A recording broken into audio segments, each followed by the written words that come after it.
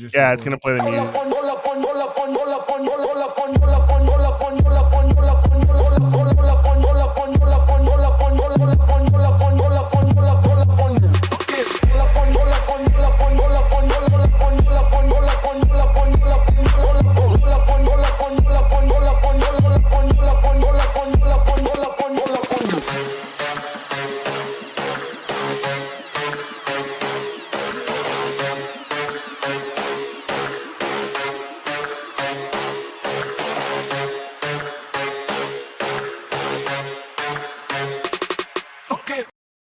Good morning, comrades. You are listening to Good Morning, Comrade, WHIVLP, New Orleans 102.3. This is Good Morning, Comrade. Jeff and Robert on the show. And today we have a very special guest. This is actually probably like a way overdue deal. We talked about doing this probably like years ago. And finally we got him on the show. The one, the only, Forrest from Movie Night Extravaganza. What's up, homie? What's going on? I feel like we talked about it when I was like even Ben's producer, when I was like doing Burgess's shows. I feel like we talked about it that far back. Years ago. Jeez. Yeah. But now you're here. Now we finally got you on the program. What's going on, brother? Nothing. I'm sitting here in Akira's Neo Tokyo. I like that, like I got a green screen a few months back, and for like I don't know, like I got a bunch of new like equipment for my birthday or whatever, like treated myself to it, and I got a green screen that I just like now project like on the when the election happened, I just like put the like as if like the White House was behind me, like I was on the news. Mm-hmm. And I was like I'm reporting live from the White House, and just like did that as a bit for like the 9-hour stream that we did. Oh, that rules, dude. So we're recording live. Just Jeff left out. We're recording live from the Luigi Mangione studios, sponsored by Luigi. No, but we were talking about psychopaths and really how it related to like Brian Thompson and how like psychopathy has a interest to the ruling class. I mean, one, because the majority of them are psychopaths, and then also like the ruling class is like, yeah, like psychopaths have an interest to us, so we're not, because they're the people who are going to want to hurt people for money.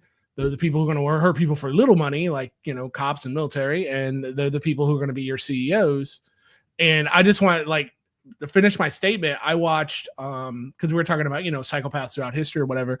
So I used to be a cop, and I used to have a real like unhealthy addiction to jail shows and prison shows.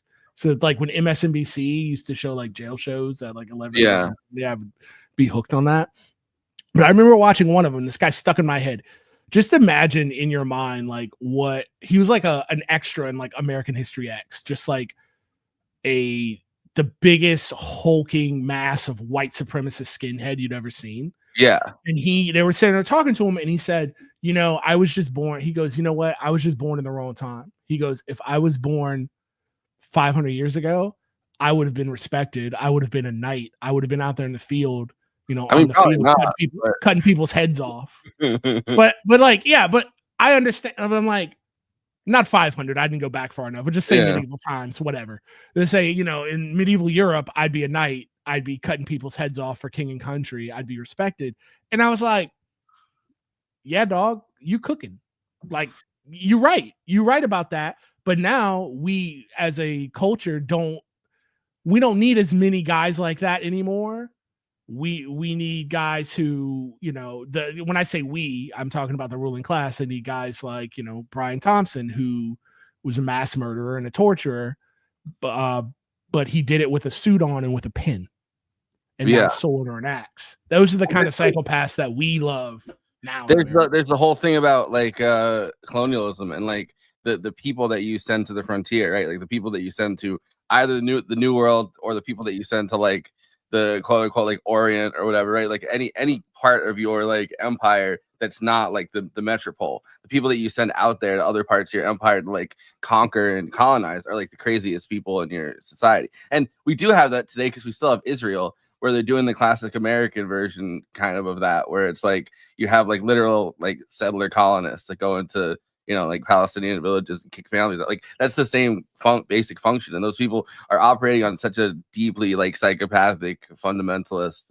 thing. But that also shows you that like is it a thing where it's from the jump, like, are people born like that, or is it like an environmental thing? I think it is an environmental thing in some cases, because it's like, if those people were in a different country, would they necessarily have? I mean, they have that amount of energy, and they have that amount of like fervor for something, probably. Like, I think that part's probably intrinsic to it, but it's like, I don't necessarily think that those would be the people that are like colonizing anything. You know what I mean? If it wasn't the country that they're in being a settler colony, like, yeah, I'm just like, yeah, to triple down. I'm just super interested in the kind of violence, and I'm super in the kind of violence and the kind of savagery and barbarism that we accept now as in the West, in this dying empire. Because it's like you can literally do whatever you want as long as you have a badge, a suit, or a uniform, and no one questions what you do. And you're the movie guy, I just keeps rolling over my head because I can't stop thinking about the Adjuster, our hero Luigi. I'm sorry if that hurts anybody's sensibilities, but as somebody who's got denied multiple times from United for stuff that wasn't even. I was so happy to find out it was an Italian American and his name was Luigi. Dude, that guy rules. I was like, yeah, my people, they're back. Absolute legend. But it's like old school. It's very old school in the sense that, like, I mean, again, the anarchists of the early 20th century were all Italians. Yeah. No, I was thinking about like Sacco and Vincetti or whatever, like the two Italians that they sent to like the electric chair in like the 1920s or whatever, that were like the cause celeb for like the Italian American community. And like all those guys, like a lot of those guys at least, like the original anarchists that all those guys followed was like, say it was like Luigi Galliano or something. Luigi Galliani. Yeah.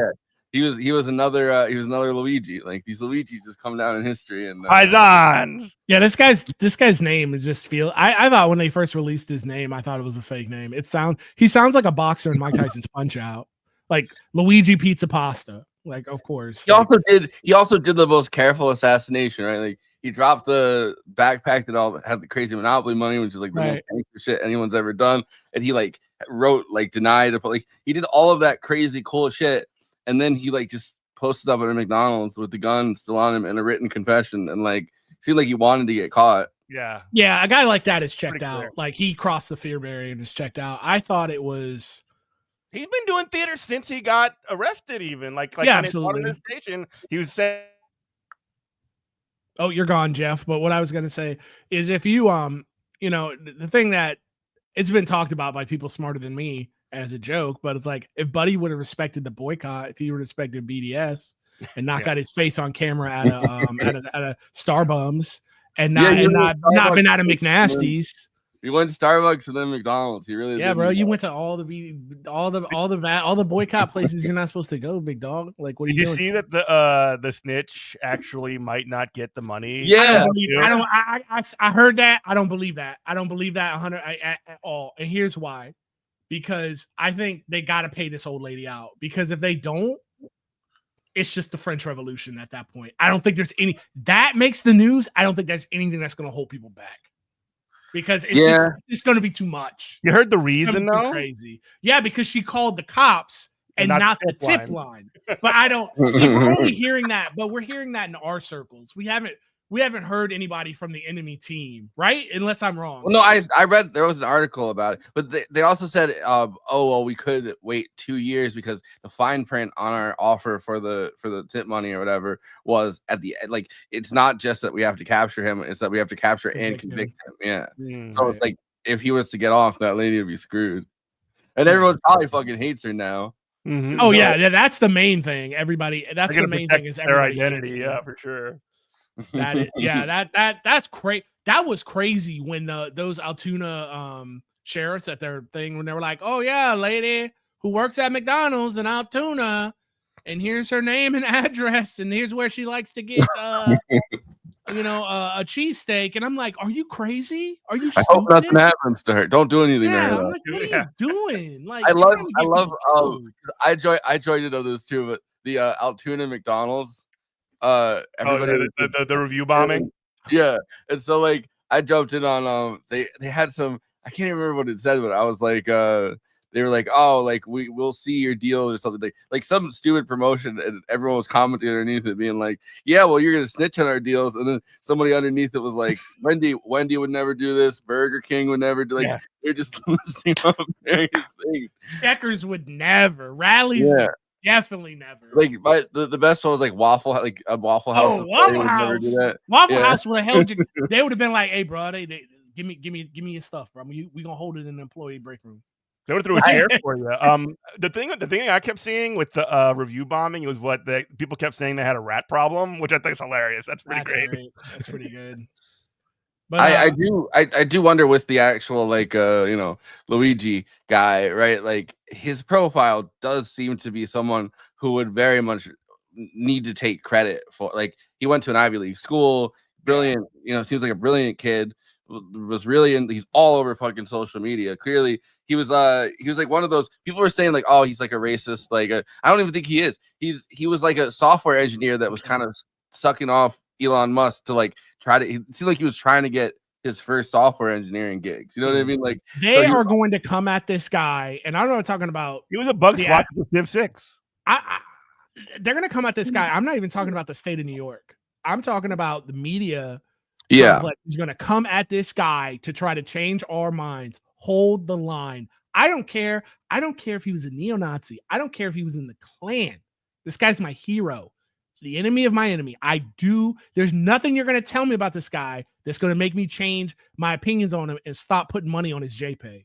Sorry. Like, it's just not going to happen, dog. And honestly, and before I forget, this is stuff that Jeff and I always talk about.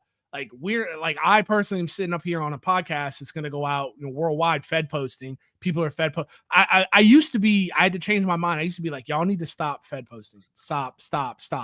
But now I'm like, oh, it's over. Like, there's no reason. If you're not Fed posting now, you're being weird, because if everybody's on the list, then there is no list. So just let it rip. Every single time one of these things have happened, it's someone who either doesn't have social media or someone who suddenly dropped off of social media. So everyone that's posting, it's never like, oh, it's someone that did a bunch of posting and everyone's chilling and like everyone's reacting to their posts. It's like, oh, this person, like even this guy, right? Like he was on every social media site, and in June or July when he got his back surgery, which is the thing that really I think fucked his brain, which chronic pain, of course it does, right? Like, but like he got a bad back surgery or something in June or July to like fix some issue that he had, and he suddenly dropped off the face of the earth. His family, his friend, like no one saw him, and then next time they saw him, it was with the mask on, and he was shooting at the United Health CEO. But it's like even then, like he suddenly went from posting 10,000 times a day to like not posting. Like it's the people that aren't posting that you have to worry about. Yeah, it was something really weird. Also, I noticed because I scrolled through his entire timeline. You're gone again, Jeff. So I was in New York this weekend. I'm in New York right now, but nice. So it's like that was my first time in the city. And we went through Times Square. Like we walked by it, and like I was going to take a cool picture, but like my mother-in-law, I was with her. She's like, "No, that's it." I'm like, "This lady just paid for me to go to MJ the musical." I'm like, "I'm not going to disrespect her like that." But like my mom definitely thinks that I'm gonna try to take out the healthcare CEO, because the Facebook messages I get from her now are just like, "Good morning." Like she's sending me pictures of like cute cats. She's sending me all kinds of stuff because she's like trying to cool down the temperature. I mean, I almost want to believe when it happened. Like when I told her I was gonna be in New York, and then it happened. I wonder for a moment if she thought.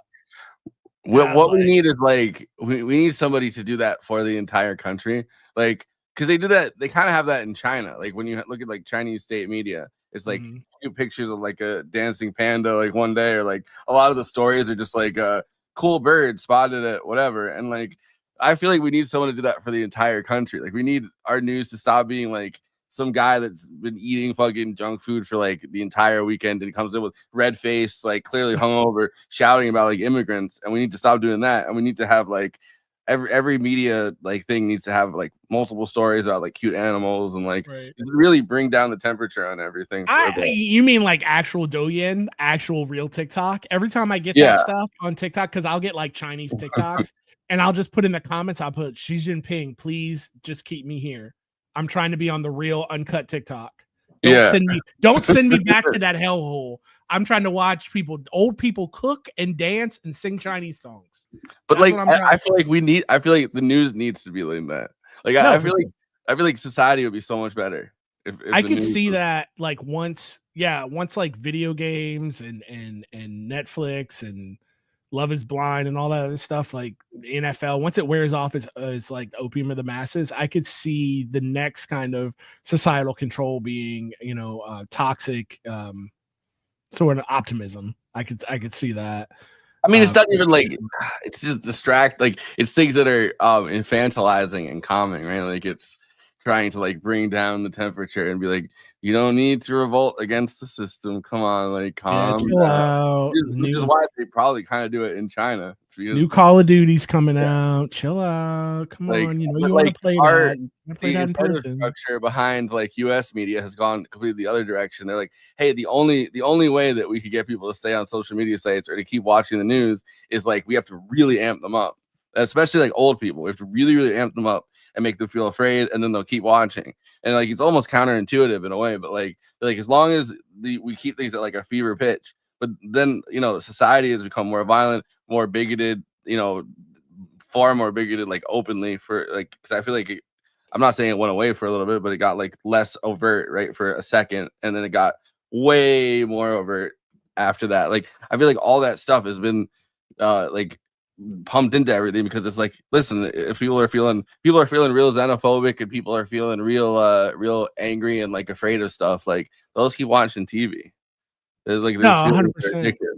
So we need to go the opposite direction. We need to like we need to be like brown bear spotted in park or something, and just it's like a video of like a bear kind of walking through Central Park, and you don't even know if it's a guy in a bear costume or just like a bear, like trying to figure it out.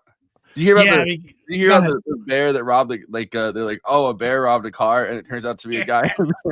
Yes, he had like bear claws. I was like, this is the dumbest crime I've ever. It's the kind of thing like you're an insurance adjuster, like you're like, come on. Yeah, like, I think that guy needs to be free, and I think Luigi needs to be free. Free them. 100%. Free my boy. You got to bring him home. You got to free my boy Luigi for sure. Yeah, I just kept, the first thing, you're a movie guy, so the first thing I thought of when it happened was when Luigi was out there doling out justice was the soft King of Comedy remake of the Joker. It's like, everybody is tired of, it's hilarious and everybody's tired of pretending it's not. And then I thought about like the Nolan verse Joker, it's like genocides and people are murdered all the time. This guy was a mass murderer and nobody cares. But one little CEO loses their mind. Yeah. One little CEO and everybody loses their mind. Exactly. That's 100%. And the comments on those videos, because I went back and watched the clips, the comments are just like, this is so real. This is so relevant. This totally is not current events right now in America. And I'm like, yeah, I know. But I don't, I've heard a lot of. I will say that not everybody loses their mind.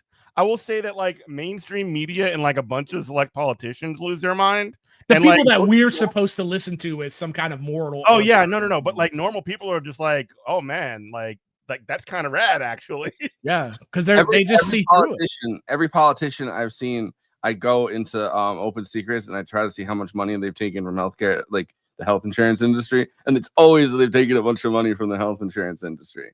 Like I saw that fucking scumbag Adam Kissinger, like the guy that was like one of the two Republicans, him and Liz Cheney, that like stood up, against Trump during the January 6th hearings or whatever. So brave. They're so brave. And he was like, this guy is gonna rot in prison forever. He's not a hero, but he did it in meme format, which I fucking hate this motherfucker because he does everything in meme format. Like he's like one of those guys, like, yeah, I was in Congress, but I'm like you, I meme, and it's like, well, you're an unemployed 46-year-old. Like, go to Home Depot and stand outside and wait for someone to pick you up to like do some like woodwork or something. You know what I mean? Like, you don't just get offline. But like he did the Norman Rockwell free speech picture, and he was like, Luigi's going to spend the rest of his life in prison, and he deserves it or something. And I looked at Open Secrets. I think he's already thought of that.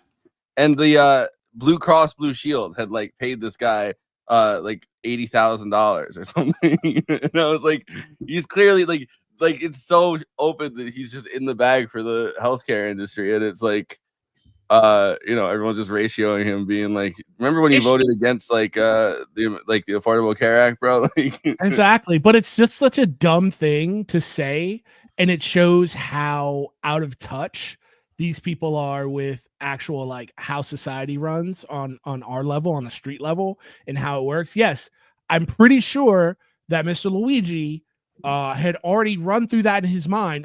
Like, what he thought he wasn't going to get caught. He's already been like, yeah, I'm checking off of life. I'm going to spend the rest of my life in a cage.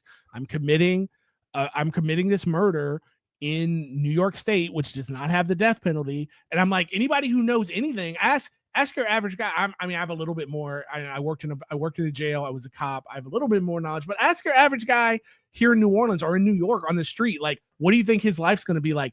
He's going to be the king of whatever prison he gets sent to. He's going to be, they're going to sit around the pod or on the yard once a week. And the hardest guys, are going to be looking at him with doe eyes and go, man, Luigi, tell us the story again. Yeah. Tell us the story, dog. He's going to stay. I mean, seriously, I'm not joking. Like, I'm putting money on the man's books. He's going to stay in honey buns. He's going to have so many honey buns. Exactly, my dog. Like, yes. he kind of solved his own problem there. The guy, this guy's a legend, dude. He's the modern day John Brown. And as many people as I've seen, like, and the thing I just talked about is like, oh, this guy's the real life Joker. No, he's the real life Punisher. He's not. He's neither of those. He's the real life Spectre. And if you're familiar, like, the Spectre is a weird character in DC who's like the strongest character in the DC universe because he's literally the manifestation of the Abrahamic God. So what the Spectre does is, whenever you think you got away with, we're like, ooh, Superman has no idea, and I fooled Batman, and now I've gotten away with my crimes, and all the loose ends are taken care of. Then the Spectre comes knocking and goes, you didn't get away. I know what you did, and you're gonna pay for it right now. That's who Luigi Manleone is, or whatever. It feels like it was like right out of like a superhero movie or something too, because like just the way that he planned it out so meticulously, and he had like the deny, depose, like he had the bullets that had it. He made his own gun. Like it was a 3D printed ghost gun. Yeah. Like, it's just, I don't know, but that's also why, like, it feels weird that he got caught up at a McDonald's and still had the gun. I'm sure he wanted to get caught at that point, but I don't think he wanted to get caught. I would say that he had a handwritten confession on him. I don't think he wanted to get caught. I think he had a plan when he got caught. If and when he got caught, he had a plan for that. I don't think he necessarily wanted to get caught. And then also, let's don't forget that people who like commit executions on healthcare CEOs in the street of New York aren't necessarily the most rational actors. Mm-hmm. So people are like, oh, this is a setup because why would you do this? Why would you do that? I'm like, we're not talking about a guy who kills for money. We're not talking about Carlos the Jackal or Glogo 13 or something. We're talking about a normal guy who was in a lot of pain, and he stood all he could stand, and he couldn't stand no more. So but that's not going to be a rational actor. He did it Hitman style, which is the crazy thing. Like, I don't think I've ever seen somebody just get taken out that way. Brother, my first thought was when I saw that video, honest to God, my first thought, like, you wanted the only conspiracy thought I had that wasn't like Occam's razor was when he cleared leather. He went to the cup, which the cup is a law that they teach you that in police academy. Yeah. And his weapon malfunction, and he did the sports, he did the tap rack bang, cleared the jam, and got on with his life. Yeah, I was like, very experienced. My first thought was, who's the healthcare provider for the NYPD? Yeah. And then, my wife looked it up. She's like, oh, it's Anthem. And I'm like, darn. I was like, maybe that man is cop code. Anthem takes out the competition. They're like, I don't want United Health is moving in on our turf. I just feel like it makes more sense when you realize he made the gun. Like, You know, like he definitely practiced with it because that was like a homemade. He was a 3D printed gun. Like, isn't that like anti-Italian though? Because you're supposed to like if you've got the ghost. You should have a Beretta. Well, I'm saying like no, it's fine. The ghost gun is a long time honored tradition in mafioso. You know, if I've learned from the documentary The Godfather, you're supposed to take the weapon that's as cold as it comes and is noisy for a reason. And then when you shoot the guy, you're supposed to drop it on the ground and walk off. You're not supposed to take the weapon with you. That was the only problem I had. I'm like, you made a ghost gun, bruh. Leave it on the ground. Walk away. I guess have the murder weapon on you. I guess like the thing is like you could go into CAD because he did it in CAD, and it's like you could go into that and you could be like, oh, who has it? That like maybe they keep records of whatever. Like maybe he was trying. Maybe he was trying to keep it close to the chest. But like I don't know. I looked at his his entire like Twitter feed or whatever, and what it seemed like to me, a lot of it was that like he's a software engineer that was trying to get a job. He got out of college in 2020, I think. And he clearly like a super bright, super precocious young. He was a valedictorian of his high school. Yeah, and he was at the top of his class. Going to like I think he went to Penn, and then he went to I can't remember where. Like he was in a bunch of. I think he like volunteered at like Stanford or something. Like he had all these crazy like things that he did in different programs and stuff. Clearly a super bright kid. Probably didn't get work right away. On top of the back pain thing, right? Like.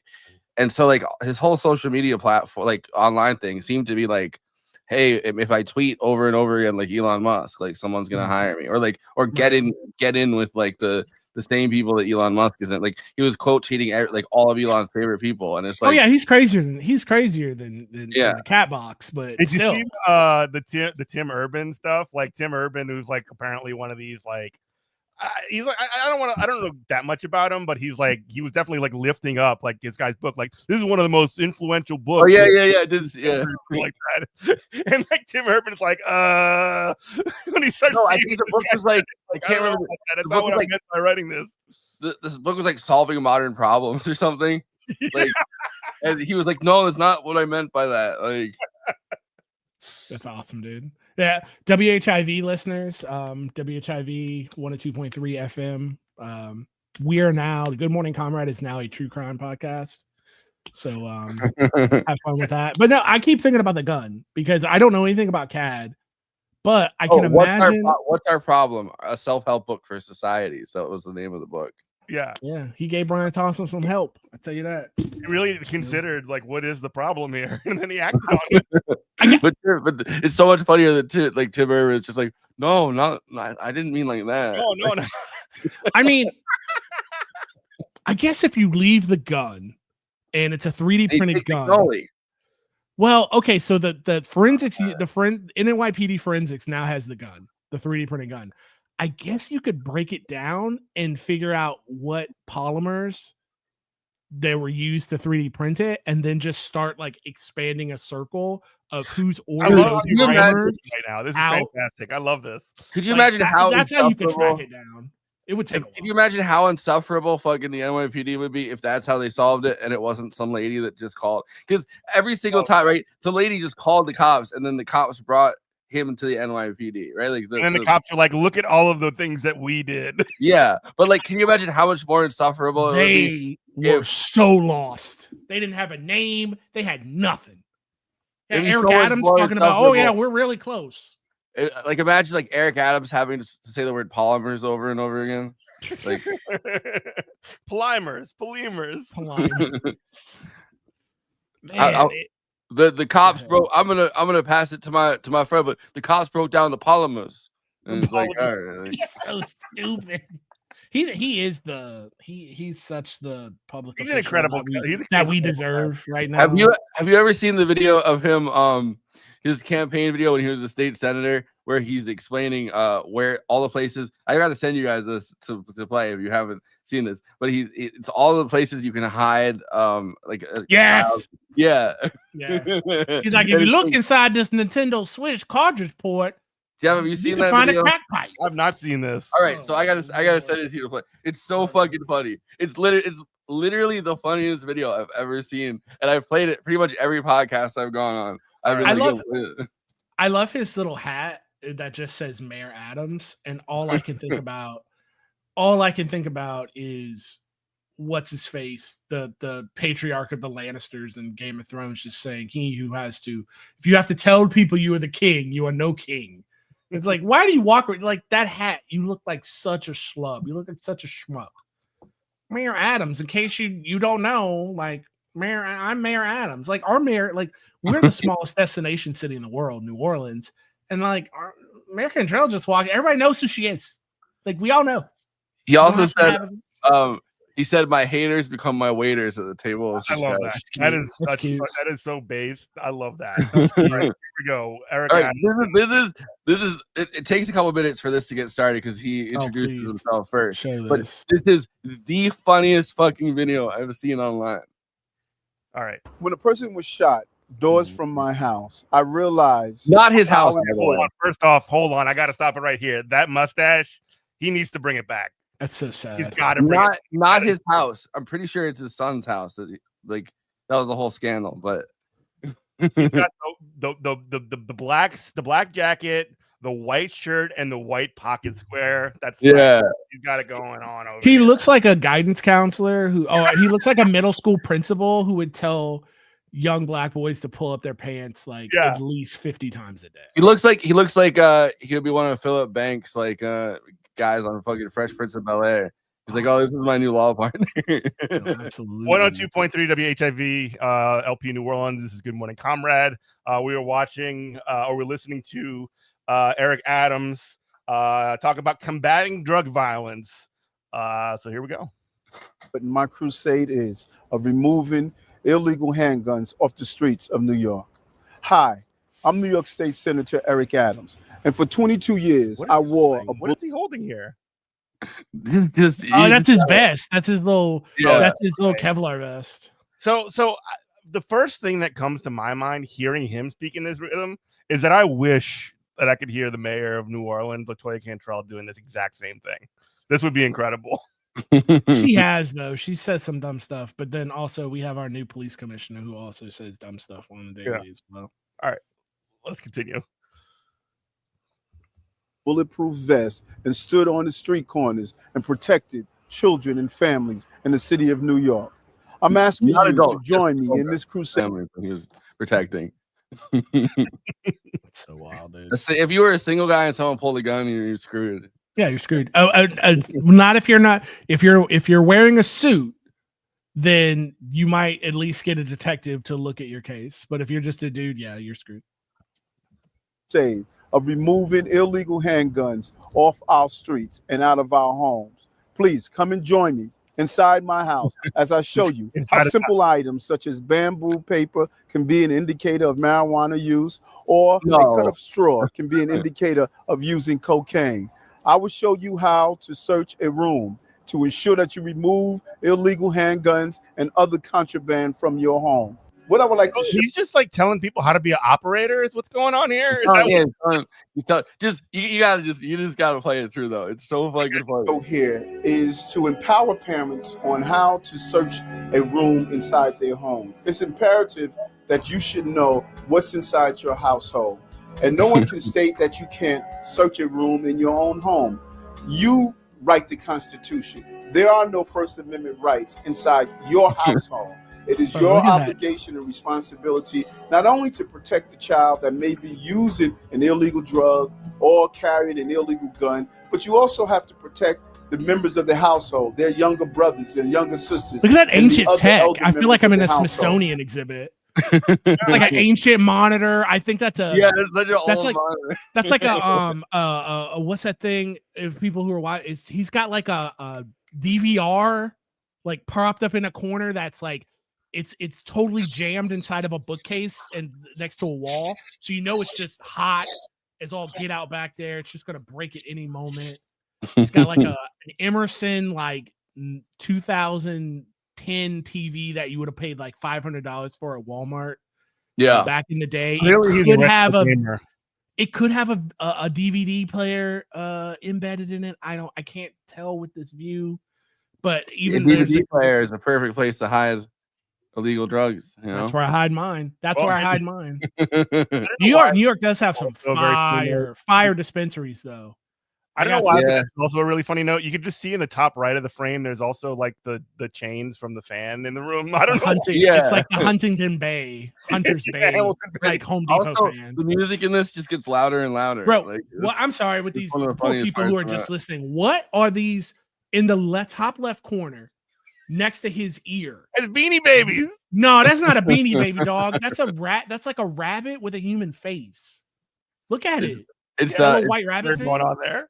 It's New York Beanie Babies. They're like that's wild. I don't know. Go ahead. So by periodically sending a message to your home that there are no rooms off limits, you don't believe in locked doors, your house is open to inspection by your house and the members of your house. The message is you expect your children to do what's right, but you always have to inspect what you expect. And that's the key to providing some preventive safety. So if you come to a room like this, you can start out, I always recommend to start out in a periodic fashion so you'll be used to going through the room to look at the various items in the room. You can look at a jewelry box. A jewelry box of this nature, maybe a simple jewelry box, but if you look through it closely, you don't know what your child may be hiding.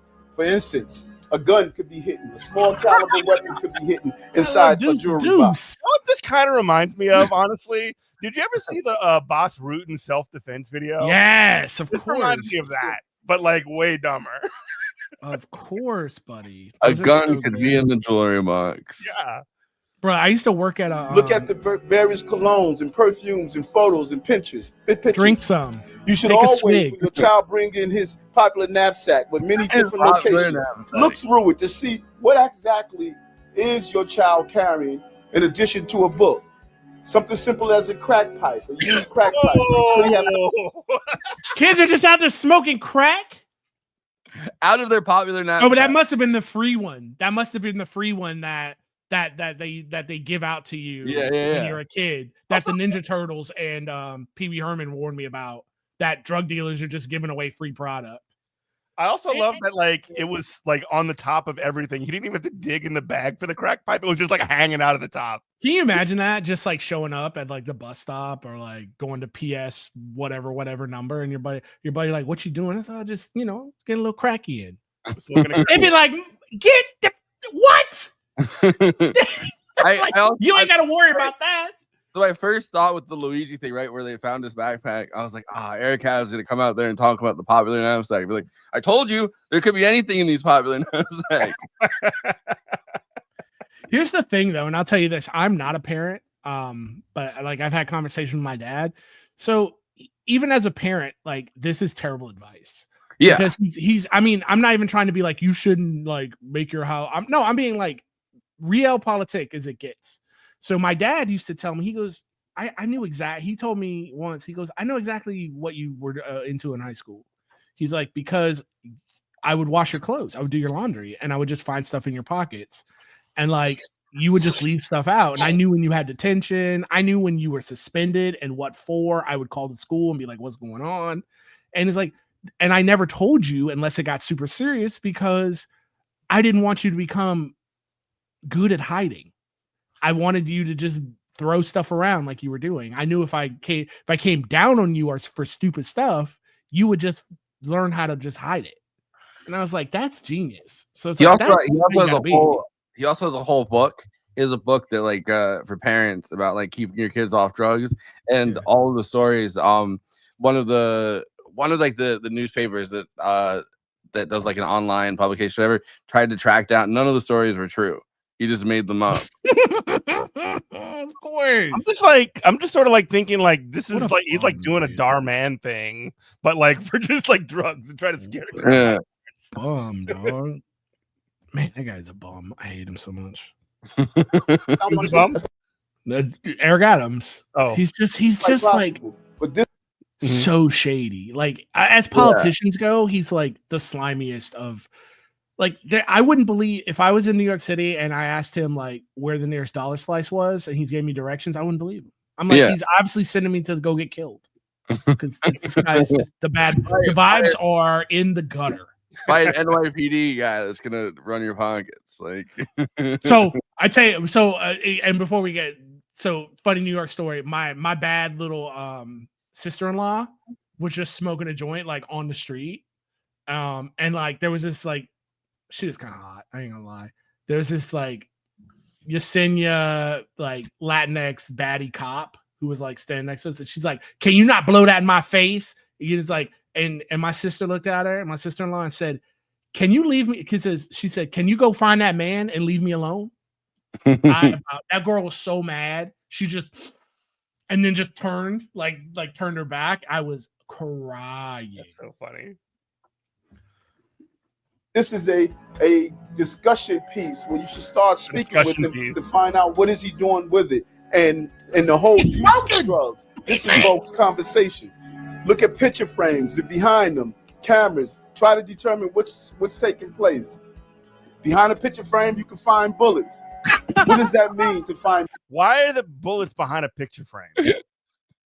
It's just there. You put the gun in your jewelry box, but you hide the bullets all the way on the other side behind the picture frame. Because that's a separate charge, dog. You don't understand when they come down. You got to keep the bullets separate. It's the same thing when we were told when we were kids. You gotta keep your drugs in one big bag, or they'll try to get you for distribution.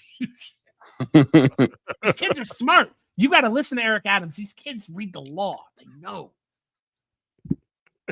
Bullet doesn't mean your child is carrying a gun. No. Where there's smoke, there's possible fire. Where there's a bullet, there's possibly a gun. You should engage in the conversation and find out what are they doing with the item. And this empowers the parents. Look at all the items inside the room and feel around and see what's the possibility. Something simple as a baby doll. It could be just a baby doll, but also it could be a place where you can secrete or hide drugs. Run your hands over is that? Your kid is like Pablo Escobar. Like they are moving weight. That's like a half pound. He also put the drugs. He also put the drugs into the baby doll. Like the drugs weren't in there. He was like, "Oh, it was a little bit of a sleight of hand there." I think like that was actually kind of a cool trick that he did because like I didn't know that he had drugs with him like right there immediately. Next, he's like a magician. He's got like drugs in his hand and he's like stuffing it in the thing. Like I think that was kind of a magic trick. All right, now he's looking at some pillows. Who knows what they got in these pillows? And see if you feel anything that's unusual. Like a pillow like this with a button is a perfect invitation to hide something. I felt something bumpy. I will reach in and see what it is. This one could be hidden inside a pillow, a gun. Maybe something that you'll think that can't be hidden there. Like snub nose revolver too. They don't make those like. Y'all know that he said I felt something bumpy.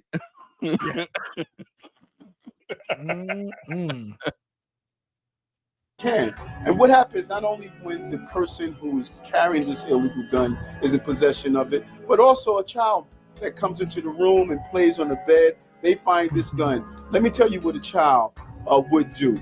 A child would take this gun, and because the trigger pull is so hard, they normally take the gun and they point it in their direction and pull down on it. So many gun accidents take place merely because a child discovers a gun in the room and believes it's a toy, and they play with the gun. Just look and see what's inside your bookcases. It could be more than just books. Perfect place to. This is like I thought he was about to say, look and see what's inside your gun. I was be like, just look at it. Just hold it up and look at the gun. So far, he's found crack. That live bit. Like, what's going on here? He found crack so far. Like, besides the guns, right, and the bullet, he found crack. He found weed. He found like this coke that he. I mean, if you're finding that much crack plus a crack pipe in your kid's room, first conversation we have is go ahead and take this Notorious B.I.G. Ready to Die album, and we need to listen to it until you understand the 10 crack commandments of not getting high on your own supply. I hope. Are you smoking and selling? What are you doing? If you're just selling, it's okay. Yeah, if you're selling, that's fine. Whatever. Hide cocaine or other illegal substance inside the room. My message to you, you have an obligation to protect your home. The First Amendment does not apply to the right of parents to go through their homes to remove contraband or Adam, any I don't- other Music- unsafe I don't think item. anybody There need to are tell no you First that, Amendment dog. rights I think we in all your know home. that. You have a duty and obligation to protect the members of your household. What are you tripping on? All right, what did we learn, guys? What did we learn? I learned if you feel something bumpy, it might be a gun. Yeah, especially if it's in a buttoned-up pillow. Like, that's sus right there, isn't it? Robert, what did you learn, bro? Don't get high in your own supply, but I already knew that. Yeah. This is remedial. This is not anything that I need to know about. But no, that guy's a clown, dude. He's a clown. I know, like, there's so many clown mayors throughout the country, but he is the like, how you gonna be a clown and also like you're bought and sold by Turkey for like Yo, bringing nothing. Turkey into it is so crazy too. Like, because we had like Of Bob course, Menendez. Recep Tayyip Erdogan is involved. Why the hell wouldn't he be? You have like Bob Menendez earlier this year, and he's like taking money from Egypt, or like they finally like made it official, like that he's taking money from Egypt and like gold bars. You know what I mean? Like they're giving him gold bars, and I feel like I was getting bored of just like gold bars. That is so awesome that it's like literal. They were bars. giving Bob Menendez and his wife gold bars, but like I feel like it was getting boring. It's just Russia, it's China. Every time something happens, like then they brought kind of Iran into it, and it's like all right, but like those are our, but like Egypt and fucking Turkey are like allies of ours, and now they're paying people too. Like let's get some more, let's get some more lobbies in on this. The getting is so good for like if you're in Congress right now, you could get like whatever bag you want. It's incredible. Like I don't know.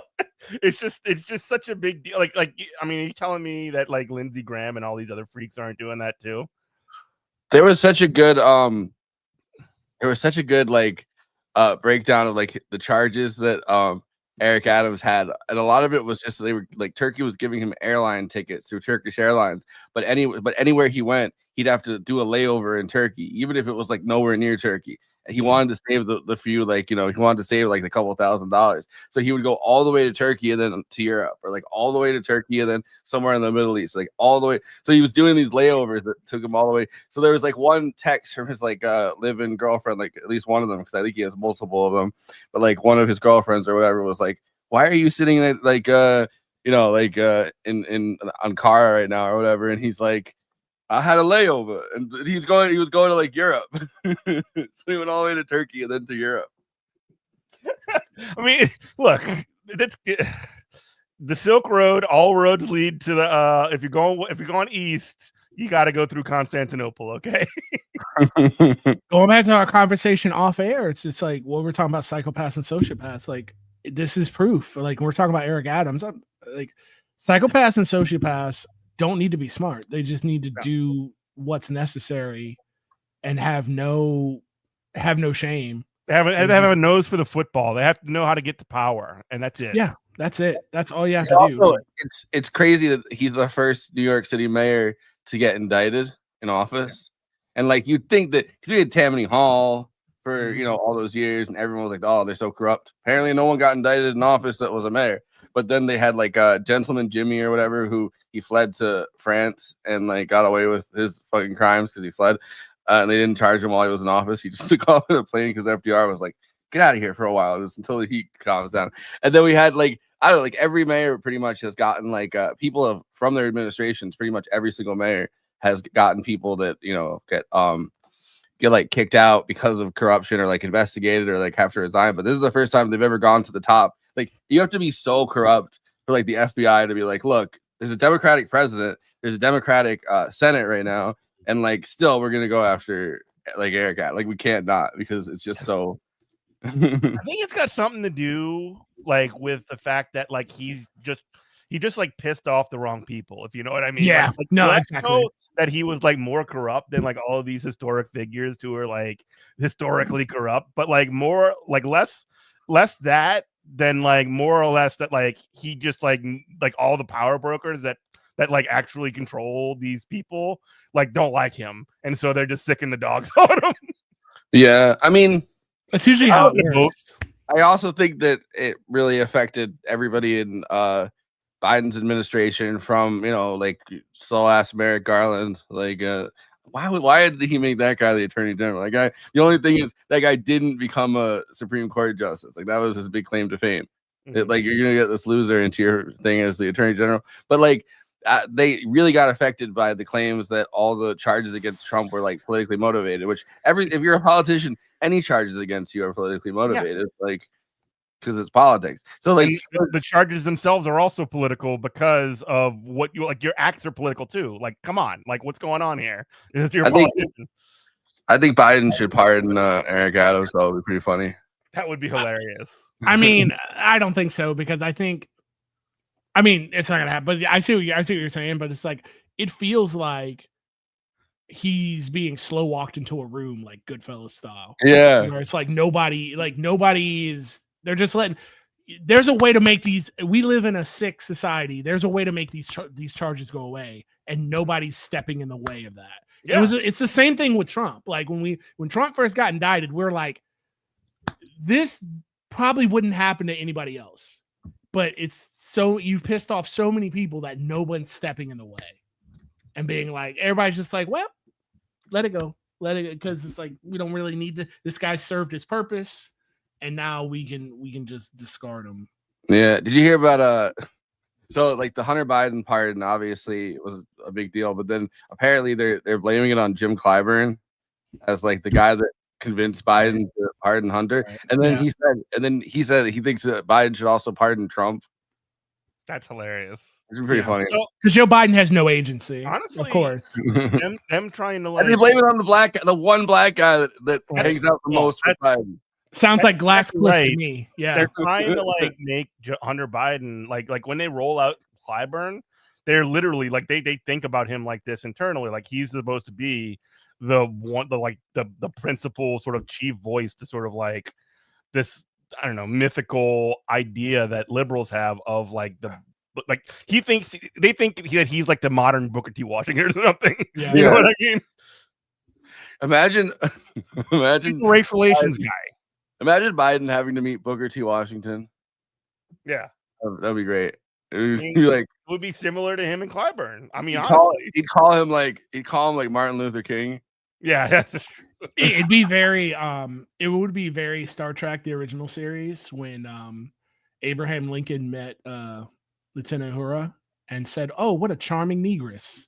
Oh, and then he laughed, and like Uhura laughed because it's like that kind of talk is just so foreign to her that it was just like, I mean, it literally was touching the past for her. Bro, I'm from the future. We don't talk like she wasn't even mad. She was just like, I never thought I would hear something like that. It's something I only read about on like history pads. You know, I feel like Biden meeting Booker T. Washington, you call him Booker Obama, or you call him Cory Booker. Oh yeah, he'd probably call him Michael Jordan. He'd be like, "Oh, Michael Jordan came."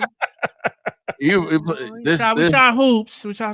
He's like, he's been playing the game for years, and lots of people look up to his game, and it's great. And thank you for coming here, Michael Jordan. See this guy? Have you seen his jump shot? Yeah, be like jump shot. They talk about Tom Brady. This guy is the greatest of all time. Yeah, Michael Jordan is Tom Brady of basketball. Do you remember when he tried to say El-Sisi, like the the Egyptian dictator, was the president of Mexico? Heck yeah. His name was El-Sisi. So awesome, dude. Oh my god. We're gonna have to do, maybe we should have you on for this, just like when the Biden administration actually officially ends, we should just do like a review of it all and like play the greatest hits or something. Yeah, there's a lot.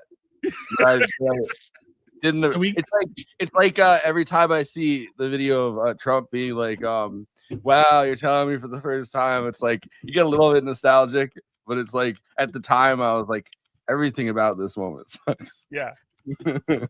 I mean, like we could start it with like him challenging like random people to push up contests on the corn pop store. Oh yeah, when he was like all the stuff. Yeah.